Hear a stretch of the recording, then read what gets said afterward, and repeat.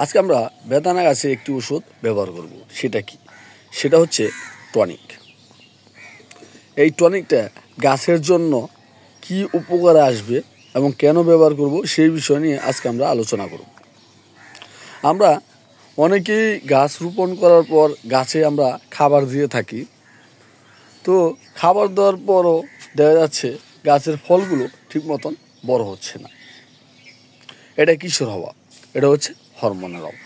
ঠিক তেমনই একটি ওষুধ সেটা হচ্ছে টনিক। এই টনিক ওষুধটা হচ্ছে হরমোন।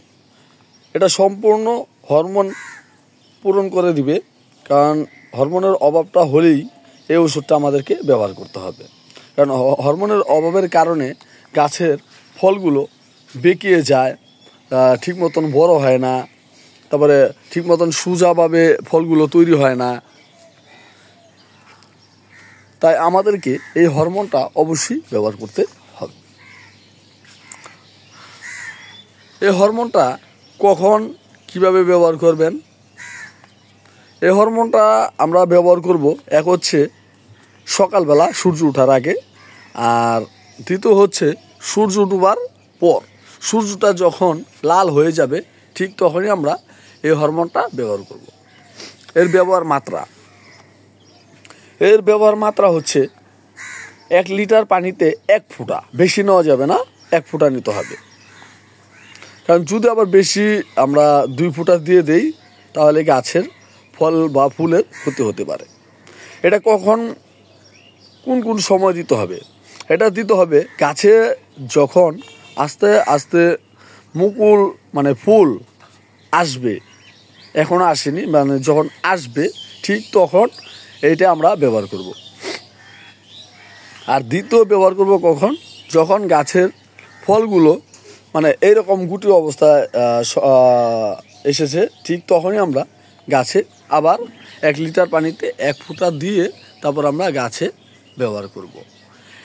এই হরমোনটা যদি আমরা গাছে ব্যবহার করি তাহলে আমাদের গাছের ফলগুলো ঠিক মতন বেড়ে উঠবে, ফলগুলো বেঁকিয়ে যাবে না।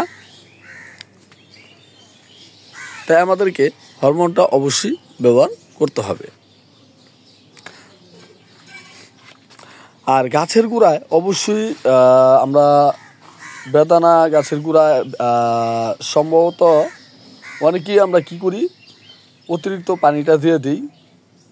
অতিরিক্ত পানি দেওয়ার ফলে ছত্রাকে আক্রমণ করে থাকে। এর ফলে এই ভিতরের অংশ পচে যায়। তাই আমাদেরকে বেশি পরিমাণ পানি দেওয়া যাবে না এবং শুকনোও রাখা যাবে না। কারণ যদি আবার বেশি পরিমাণ শুকনো রাখি তাহলে ফলগুলো আর বড় হবে না এবং ফলগুলো ছোটো হয়ে যাবে, বেঁকিয়ে যাবে। এই অবস্থায় আমাদেরকে ছিঁড়ে ফেলতে হবে। তাই পানিটা আমরা পরিপূর্ণভাবে দিয়ে দিব। আর এর পাশাপাশি আমাদের ছত্রাকনাশক ওষুধটাও 10 দিন পর দিতে হবে, কারণ বেদানা গাছে ছত্রাকের আক্রমণটা একটু বেশি হয়ে থাকে। আর আপনাদের গাছের পাতা যদি কুকড়ে যায় তার জন্য আমরা ভাইটামিক ওষুধটা ব্যবহার করব, সেটাও 10 দিন পর করতে হবে। আর ইমিটাপ একটা ওষুধ আছে, সেটা অবশ্যই ব্যবহার করতে হবে। সেটা হচ্ছে রাসায়নিক। কারণ রাসায়নিক একটি ওষুধ যদি আমরা গাছে ব্যবহার করি তাহলে গাছে কোনো ধরনের পোকা আক্রমণ করতে পারবে না। তো এই হচ্ছে বন্ধুরা, ভিডিওটি ভালো লাগলে অবশ্যই চ্যানেলটি সাবস্ক্রাইব করবেন, লাইক করবেন, শেয়ার করবেন। এই বলে আজকের মতন বিদায় নিচ্ছি।